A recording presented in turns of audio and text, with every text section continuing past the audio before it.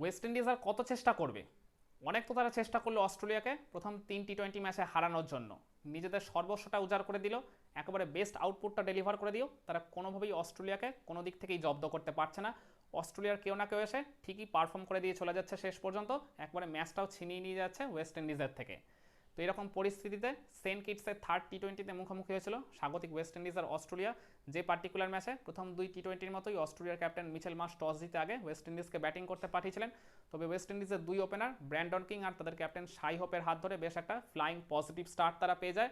Power play 6 ওভারটাকে খুব ভালোভাবে কাজে লাগিয়ে এরা 66 রান তুলে ফেলে। তারপর তারা আরও বিধ্বংসী মেজাজে ব্যাটিং করতে থাকে, যে কারণে 10 ওভার শেষে ওয়েস্ট ইন্ডিজের স্কোরটা থাকে বিনা উইকেটে 106। দুজনেই উইকেটের দুপাশ থেকে এমন মেজাজে অ্যাটাক করছিলেন যেখানে অস্ট্রেলিয়ার বোলিং লাইন আপ জাস্ট একবারে ছাড়খাড় হয়ে গেছিল। এরপর এক এক করে দুজনেই নিজেদের 50গুলো কমপ্লিট করে নিয়েছিলেন, কিন্তু বিপত্তিটা ঘটলো ইনিংসের 13 নম্বর ওভারে, যেখানে ওই অস্ট্রেলিয়ার অলরাউন্ডার মিচেল ওয়েনের একটা চেঞ্জ অফ পেসের ডেলিভারিতে বড় শট খেলতে গিয়ে ওই ওপেনার ব্র্যান্ডন কিং নিজের উইকেটটা খুঁয়ে ফেলেন। 62 রানের একটা বেশ কার্যকরী ইনিংস খেলে দিয়ে তিনি আউট হয়েছিলেন, আর ওয়েস্ট ইন্ডিজের স্কোরটা হয়ে গেল 1 উইকেটে 125। এরপর ক্রিজে আসেন সিমরন হেটমায়ার আর ওই শাই হোপের মধ্যে আবারও একটা 37 রানের পার্টনারশিপ গড়ে উঠলো। হেটমায়ার মূলত উইকেটের এক পাশ থেকে তিনি সাপোর্ট দেওয়ার কাজটা করলো, রান তোলার মূল কাজটা করছিলেন ওই ওয়েস্ট ইন্ডিজের ক্যাপ্টেন শাই হোপ, যিনি ক্রিজে পুরোপুরি সেট হয়ে গেছিলেন 50 করে। এদের দুজনের হাত ধরে ওয়েস্ট ইন্ডিজের স্কোরটা 150 রানের গন্ডি টপকে যায়, কিন্তু বিপত্তিটা ঘটলো ইনিংসের 15 নম্বর ওভারে, যেখানে অ্যাডাম জ্যাম্পার একটা ঘূর্ণির জাদুতে একটা বড় শট খেলতে গিয়ে ওই সিমরন হেটমায়ার নিজের উইকেটটা খুঁয়ে ফেলেন। 9 রান করে তিনি যখন আউট হয়ে যান, ওয়েস্ট ইন্ডিজের স্কোরটা হয়ে যায় 2 উইকেটে 162। এরপর ক্রিজে আসেন আরেক ডেঞ্জারাস ব্যাটার শেরফান রাদারফোর্ডও এই জায়গায় অ্যাট দ্য সেম টাইম ওই মানে হেটমায়ারের মতো করে সাপোর্টিভ রোলটা প্লে করছিলেন, আর রান তোলার বা ঝড় তোলার মূল কাজটাই ওই শাই হপি করছিলেন। এদের দুজনের মধ্যে আবারও একটা 31 রানের পার্টনারশিপ গড়ে ওঠে, কিন্তু বিপত্তিটা ঘটলো ইনিংসের একদম লাস্টের আগের ওভারে, মানে 19 নম্বর ওভারে টিম ডেভিডের একটা চমৎকার ডিরেক্ট থ্রোতে ওই জায়গায় রান আউট হয়ে যান ওই শেরফান রাদারফোর্ড, যিনি 13 বলে 12 রানের একটা বেশ সাপোর্টিভ ইনিংস খেলে দিয়ে গেছিলেন। আর এরপর শাই হোপ কিন্তু নিজের সেঞ্চুরিটা তুলে নিয়েছিলেন, একটা চমৎকার ফ্যান্টাস্টিক ক্যাপ্টেন্স নক তিনি ডেলিভার করেছেন বলা চলে। 57 বলে 102 রানে ঝকঝকে ইনিংসটা তিনি সাজিয়েছেন, 8টা 4 আর 6টা বিশাল ছক্কার মাধ্যমে। এরপর ওই রবমান পাওয়েল তিনি কিন্তু 2টা বাউন্ডারি সহযোগে 9 রান করে ফেলেছিলেন, একটা মানে ভালো ফিনিশিংয়ের আশা তিনি দিচ্ছিলেন, কিন্তু একদম লাস্ট ওভারে নাথান এলিসের একটা চেঞ্জ অফ পেসের ডেলিভারিতে তিনিও বড় শট খেলতে গিয়ে নিজের উইকেটটা খুঁয়ে ফেলেন, আর ওয়েস্ট ইন্ডিজের স্কোরটা হয়ে গেল 4 উইকেটে 204। এরপর লাস্ট 3টা বল ফেস করার সুযোগ পেয়েছিলেন ওই আরেক বিধ্বংসী অলরাউন্ডার রোমারিও শেপার্ড, তিনিও 3 বলের মধ্যে 2টা বাউন্ডারি মেরে ওয়েস্ট ইন্ডিজের স্কোরটাকে তিনি পৌঁছে দিলেন 20 ওভার শেষে ওই 4 উইকেটে 214 এই অবস্থায়। তো এরকম 215 রানের একটা বিশাল লক্ষ্যমাত্রা নিয়ে খেলতে নেমে অস্ট্রেলিয়ার ইনিংসের শুরুটা কিন্তু খুব একটা ভালো হয়নি।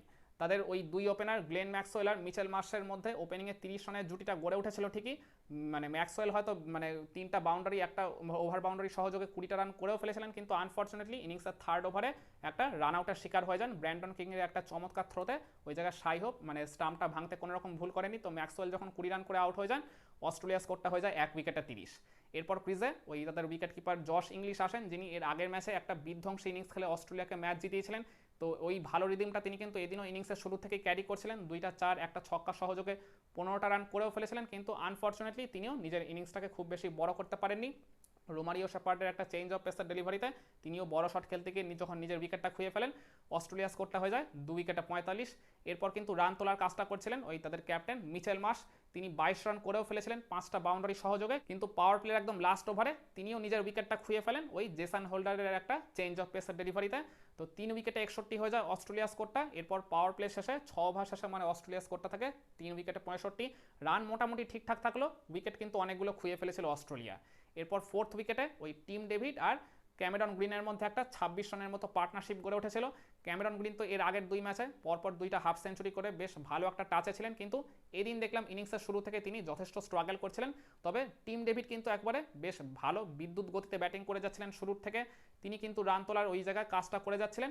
আর ক্যামেরন গ্রিন কিন্তু নিজের ইনিংসটাকে এদিন খুব বেশি বড় করতে পারেননি, 14 বলে 11 রান করে তিনি যখন এই রোমারিও শেপার্ডকে একটা বড় শট খেলতে গিয়ে আউট হয়ে যান, অস্ট্রেলিয়া স্কোরটা হয়ে যায় 4 উইকেটে 87।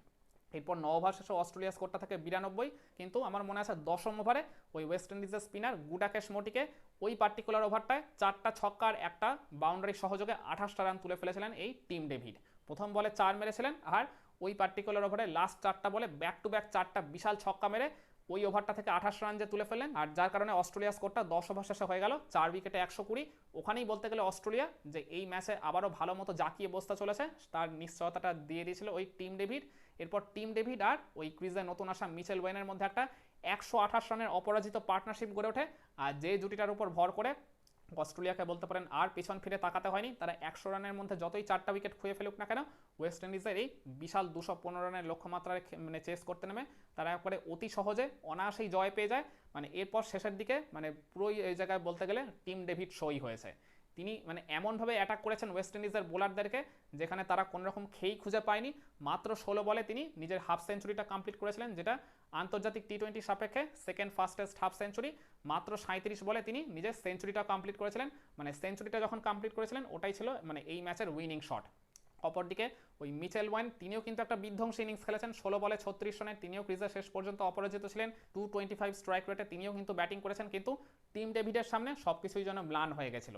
টিম ডেভিড ক্রিজের শেষ পর্যন্ত অপরাজিত ছিলেন 37 বলে 102 রানের একটা আগুন ঝরা বিধ্বংসী ইনিংস খেলে, যেখানে তিনি 6টা 4 11টা বিশাল ছক্কা মেরেছেন। মূলত এই মানে টিম ডেভিড আর মিচেল ওয়ানের এই 128 রানের অপরাজিত জুটিটার হাত ধরেই মাত্র 16 ওভার 1 বলে ওয়েস্ট ইন্ডিজের ছুড়ে দেওয়া 215 রানের বিশাল টার্গেট টপকে যায় অস্ট্রেলিয়া। মানে রেকর্ড 23টা বল হাতে রেখে তারা এই 215 রান মানে চেস করে ফেলে সাকসেসফুলি। আর যে পার্টিকুলার ম্যাচ জয়ের সাথে সাথে এই 5 ম্যাচের টি20 সিরিজটাও নিশ্চিত করে ফেলে অস্ট্রেলিয়া। 2 ম্যাচ বাকি থাকা সত্ত্বেও ওয়েস্ট ইন্ডিজ নিজেদের ঘরের মাটিতে আবারও কিন্তু আরেকটা সিরিজ হারের সম্মুখীন হলো এই অস্ট্রেলিয়ার সামনে। তো কি মনে হয় আপনাদের, ওয়েস্ট ইন্ডিজ কি পারবে এই জায়গা থেকে শেষ 2 টি20তে অস্ট্রেলিয়াকে হারিয়ে নিজেদের জন্য কিছুটা হলেও আর কি সান্ত্বনা দিতে বা সমর্থকদের মুখে কিছুটা হলেও হাসি ফোটাতে? কমেন্ট করে আপনার মতামতটা জানাতে পারেন।